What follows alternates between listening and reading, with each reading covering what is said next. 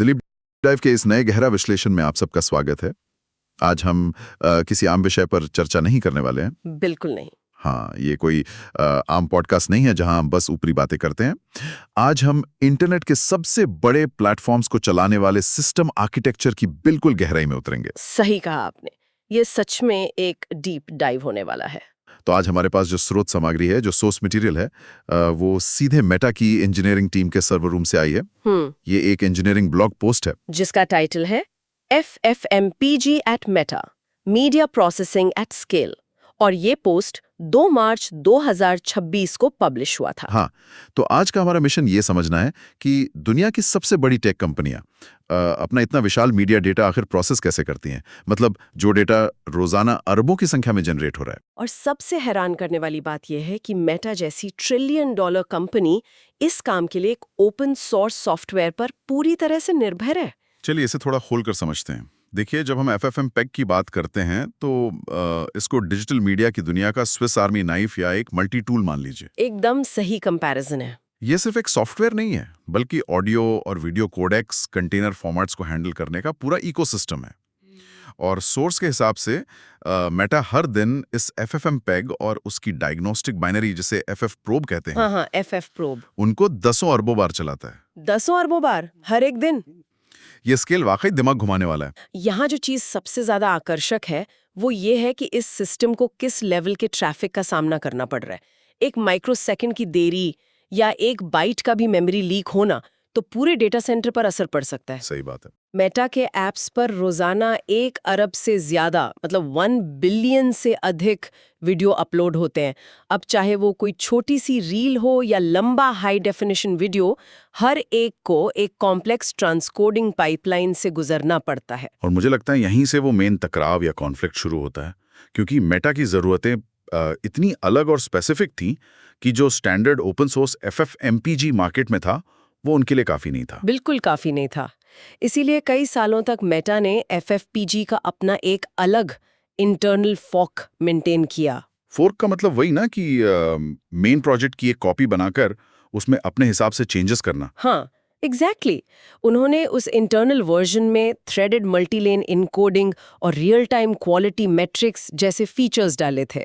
शुरू में तो ये बहुत अच्छा काम करता है, पर फिर टेक्निकल डेट का पहाड़ खड़ा होने लगता है ना। सही पकड़ा आपने, क्योंकि ओपन सोर्स कम्युनिटी तो शांत नहीं बैठी है।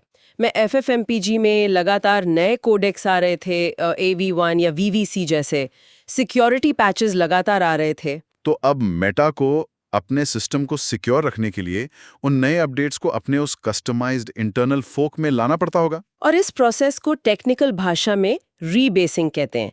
और मैं आपको बताती हूँ, एक इतने बड़े हेविली मॉडिफाइड कोड बेस को रीबेस करना किसी बुरे सपने से कम नहीं है। मैं सोच ही रहा था कि कितना मुश्किल होता होगा। मुश्किल ही नहीं, बहुत रिस्की भी।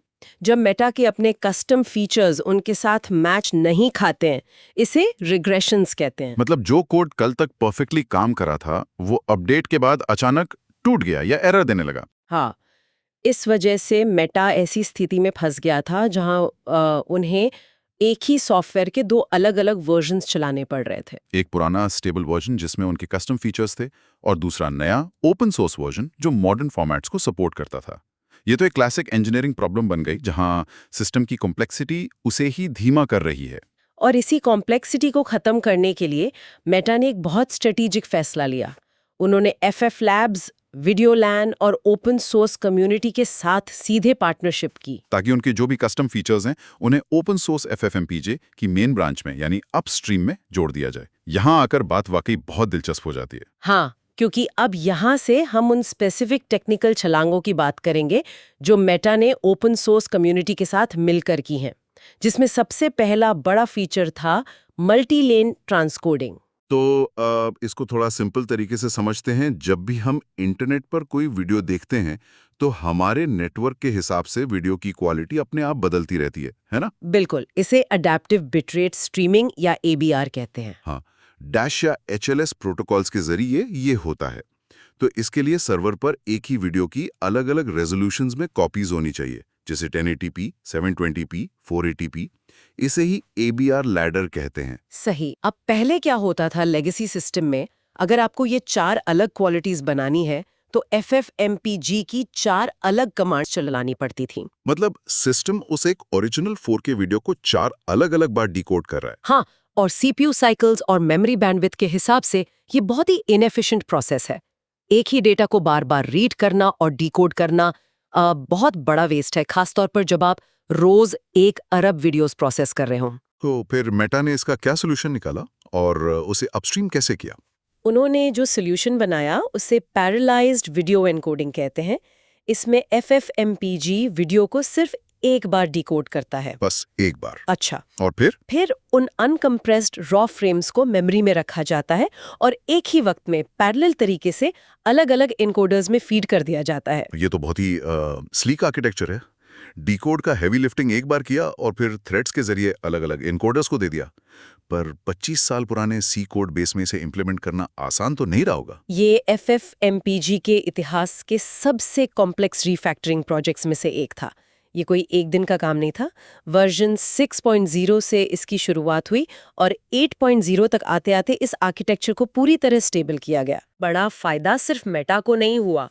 ओपन सोर्स कम्युनिटी को ये कोड मिलने से दुनिया भर की तमाम कंपनियां जो FFmpeg यूज करती हैं, उन सब के लिए वीडियो एन्कोडिंग फास्ट और एफिशिएंट हो गई। ये एक परफेक्ट एग्जाम्पल है कि कैसे बड़े एंटरप्राइज की जरूरतें ओपन सोर्स टूल्स की बाउंड्रीज को आगे बढ़ाती हैं। तो हमने मल्टीलेन ट्रांसकोडिंग को समझ लिया। अब उस दूसरे बड़े फीचर पर आते हैं जो सीधे व्यूअर के विजुअल एक्सपीरियंस को मापता है। आप रियल टाइम क्वालिटी मैट्रिक्स की बात कर रहे हैं? हाँ, क्योंकि अभी तक हम VOD यानी वीडियो ऑन डिमांड की बात कर रहे थे, पर लाइव स्ट्रीमिंग का आर्किटेक्चर तो पूरी तरह से अलग होता है ना? बिल्कुल अलग होता है। और यही VOD और लाइव स्ट्रीमिंग का अंतर क्वालिटी मैट्रिक्स की जरूरत को तय करता है। जब हम PSNR, SSIM या VMAF जैसे विजुअल क्वालिटी मैट्रिक्स की बात करते हैं। ये वही मैट्रिक्स है ना जो बताते हैं कि वीडियो कंप्रेस होने के बाद कितना खराब हुआ है। हाँ, एग्जैक्टली। इनका काम होता है एक रेफरेंस फ्रेम और एक कंप्रेस्ड या डिस्टॉर्टेड फ्रेम के बीच का pixel by pixel difference calculate करना। तो VOD में तो ये आसान है। आपने वीडियो एनकोड किया, फाइल को हार्ड ड्राइव पर सेव किया और फिर बाद में दोनों फाइल्स को कंपेयर कर लिया। सही, उसे 2 पास प्रोसेस कहते हैं। पर लाइव स्ट्रीमिंग में आपके पास फाइल को सेव करके बाद में कंपेयर करने का वक्त कहाँ होता है? वहां तो डेटा सीधे व्यूअर के डिवाइस पर स्ट्रीम हो रहा है।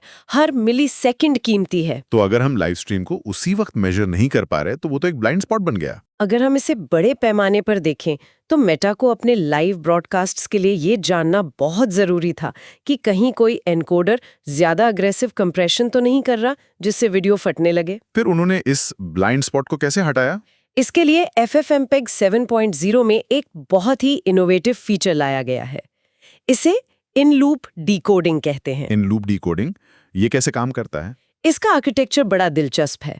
मैं कमांड लाइन के अंदर ही जैसे ही एक फ्रेम एनकोडर से बाहर निकलता है और कंप्रेस होता है, सिस्टम उसे तुरंत वहीं पर एक इंटरनल डिकोडर के जरिए वापस खोल देता है। हो, मतलब पाइपलाइन के अंदर ही इंस्टेंटली डिकोड कर लिया। बिल्कुल, और उसी पल बिना स्ट्रीम को रोके उस डिकोडेड फ्रेम की तुलना ओरिजिनल रॉ फ्रेम से कर ली जाती है। ये सब मेमोरी के अंदर होता है, जिससे स्ट्रीम में कोई लेटेंसी या डिले नहीं आता। वाह! और सबसे अच्छी बात यह है कि आपको क्वालिटी मैट्रिक्स निकालने के लिए अलग से कोई भारी सॉफ्टवेयर चलाने की जरूरत नहीं पड़ती।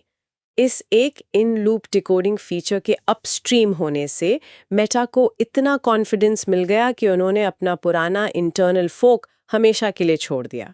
तो इस सब का आखिर क्या मतलब निकलता है? मेटा ने अपने सारे customised code, multi threading logic और ये in loop decoding open source community को दे दिए। उन्हें मेंटेनेंस से छुटकारा मिला और दुनिया को बेहतर सॉफ्टवेयर। हाँ, देखने में तो ये एक परफेक्ट विन विन सिचुएशन लगती है। लेकिन मेरा एक सवाल है, क्या मेटा ने सच में अपना सब कुछ ओपन सोर्स कर दिया या कुछ ऐसा भी है जो उन्होंने अपने पास एक क्लोज सिस्टम की तरह छुपा कर रखा हो? ये आपने बहुत सही पॉइंट उठाया। सोर्स मटेरियल क्लियर करता है कि हार्डवेयर इंटीग्रेशन के मामले में एक बहुत ही सख्त लाइन खींची गई है। Hardware exception? हाँ, देखिए, FFmpeg का design standard hardware acceleration APIs को बहुत अच्छी तरह सपोर्ट करता है। अगर आपके पास NVIDIA का कार्ड है तो NVDC और NVENC चलेगा। AMD है तो UVD चलेगा। ये सब तो मार्केट में आसानी से मिलने वाले हार्डवेयर हैं, पर मेटा का स्केल तो इतना बड़ा है कि वो इन स्टैंडर्ड चिप्स पर निर्भर नहीं रह सकते।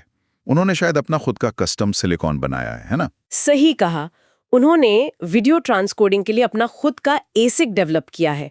इसे MSVP कहते हैं, मेटा स्केलेबल वीडियो प्रोसेसर। एसिक मतलब एप्लीकेशन स्पेसिफिक इंटीग्रेटेड सर्किट, जो सिर्फ एक खास काम के लिए डिजाइन होता है। यहाँ वो काम वीडियो प्रोसेसिंग है। बिल्कुल। मेटा ने इन स्टैंडर्ड API फ्रेमवर्क्स का यूज करके अपने कस्टम MSVP चिप को FFmpeg पाइपलाइन के साथ इंटीग्रेट तो कर लिया, पर उन्होंने इस इंटीग्रेशन का कोड ओपन सोर्स कम्युनिटी के साथ शेयर नहीं किया। ऐसा क्यों? जब सॉफ्टवेयर फीचर्स ओपन सोर्स करने से उन्हें इतना फायदा हो रहा था, तो हार्डवेयर कोड को क्यों रोक लिया गया? क्या कोई कॉर्पोरेट सीक्रेसी का चक्कर है? नहीं, इसमें कोई सीक्रेसी या पेटेंट छुपाने वाली बात नहीं है। ये ओपन सोर्स कम्युनिटी की एक प्रैक्टिकल रियलिटी है। देखिए, MSVP चिप्स सिर्फ मेटा के प्राइवेट डेटा सेंटर्स में लगे हैं। अच्छा, तो दुनिया के किसी और डेवलपर के पास वो हार्डवेयर है ही नहीं? एग्जैक्टली। और ओपन सोर्स कम्युनिटी का एक बहुत स्ट्रिक्ट रूल होता है कि वो उस कोड को अपने मेन प्रोजेक्ट में एक्सेप्ट नहीं करते जिसे वो खुद टेस्ट या वैलिडेट ना कर सकें। बात समझ में आती है। अगर मेटा वो कोड अपस्ट्रीम कर भी दे और कल को FFmpeg के कोर में कोई चेंज आए जिससे MSVP कोड टूट जाए, तो किसी को पता ही नहीं चलेगा। हाँ, क्योंकि एरर थ्रो करने के लिए किसी के पास MSVP चिप होगी नहीं। वो कोड बस एक डेड कोड बन के रह जाएगा जो सिस्टम को भारी करेगा। तो इसका मतलब मेटा को इस हार्डवेयर कोड की जिम्मेदारी खुद ही उठानी पड़ती है। बिल्कुल। जब भी FFmpeg का कोई नया अपडेट आता है, मेटा इंजीनियर्स को अपने MSVP पैच को मैनुअली रीबेस करना पड़ता है। यह इंश्योर करना पड़ता है कि उनका कस्टम हार्डवेयर नए सॉफ्टवेयर के साथ बिना किसी रिग्रेशन के काम करे। ये वो ट्रेड ऑफ है जो कस्टम हार्डवेयर यूज करने पर उन्हें चुकाना पड़ता है। ये सब जानकर एक बहुत ही व्यापक दृष्टिकोण मिलता है हमें। हाँ, जब हम YouTube या मेटा पर बिना रोके 4K वीडियो देखते हैं, तो उसके पीछे कितना कॉम्प्लेक्स इकोसिस्टम काम कर रहा होता है। 25 साल पुरानी open source engineering, C programming, custom hardware और मल्टी थ्रेडेड आर्किटेक्चर्स सब एक साथ चल रहे हैं। FFmpeg जैसे प्रोजेक्ट्स बस टूल्स नहीं है, ये हमारे डिजिटल इंफ्रास्ट्रक्चर का वो अदृश्य हिस्सा है जिसके बिना आज का इंटरनेट प्रैक्टिकली पंगु हो जाएगा, चल ही नहीं पाएगा। सही कहा आपने। इससे एक बहुत ही जरूरी सवाल पैदा होता है जो सोर्स मटेरियल में सीधे तौर पर नहीं पूछा गया है, पर इस चर्चा के बाद खुद ब खुद उभर कर आता है। वो क्या?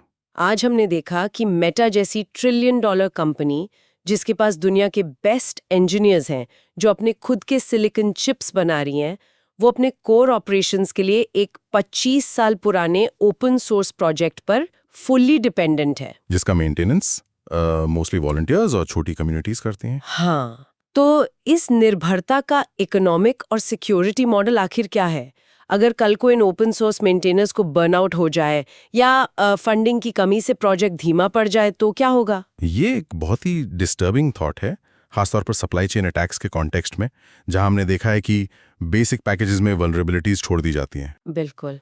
क्या ये संभव है कि टेक जगत के सबसे महंगे कस्टम हार्डवेयर क्लस्टर्स एक मुफ्त और ओपन सोर्स सॉफ्टवेयर के बिना अपनी पूरी ताकत खो बैठेंगे? क्या बिग टेक कंपनियां सिर्फ इन कम्युनिटीज से टेक्निकल फायदा ही लेती रहेंगी, या फिर इस इंफ्रास्ट्रक्चर को जिंदा रखने के लिए किसी नए इकोनॉमिक मॉडल की जरूरत है? यही सोचने वाली बात है। ये वाकई एक ऐसी बात है जो इंटरनेट के बैलेंस ऑफ पावर को एक नए चश्मे से देखने पर मजबूर करती है। $1 ट्रिलियन हार्डवेयर और मुफ्त ओपन सोर्स सॉफ्टवेयर का ये जो टकराव है, यही आधुनिक तकनीकी की सबसे बड़ी सच्चाई भी है और शायद सबसे बड़ी कमजोरी भी।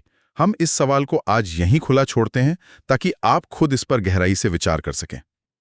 आज के इस गहना विश्लेषण में हमारे साथ जुड़ने के लिए बहुत बहुत धन्यवाद। आगे भी ऐसे ही टेक की कॉम्प्लेक्स परतों को समझने के लिए हमारे साथ बने रहें। नमस्कार।